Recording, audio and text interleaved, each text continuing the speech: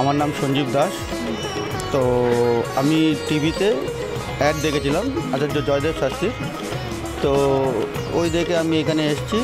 আসার পরে ওনার সঙ্গে দেখা করার পরে উনি সব শুনলেন, শুনে আমাকে কিছু জিনিস দিয়েছিলেন। তো ওই জিনিসগুলো ধারণ করার পরে দেখলাম খুবই উপকার পেয়েছি। যা আগে যেগুলো আমার সমস্যা ছিল সে সমস্যাগুলো বলতে গেলে অনেকটাই দূর হয়ে গেছে। তো পরবর্তী টাইমে বললেন যে আরও কিছুদিন এই জিনিসগুলো যদি মেনে চলো তাহলে আশা করি তোমার যে অসুবিধাটা হচ্ছে সেগুলো দূর হয়ে যাবে। আমি দেখতাম হ্যাঁ, কথাটা ঠিকই। এখন মোটামুটি আশা করি ভালোই আছি, আরও উন্নতি করতে চাই। আর এনার কাছে আচার্য জয়দেব শাস্ত্রীর কাছে আসতে চাই, কারণ উনি হচ্ছে সত্যি কথাই খুব ভালো প্রকৃতির জ্যোতিষী। ওকে, আপনি কতদিনের মধ্যে কাজ পেয়েছেন? কাজ বলতে না, আমার বিজনেস আছে। তো বিজনেসে খুবই মন্দা চলছিল।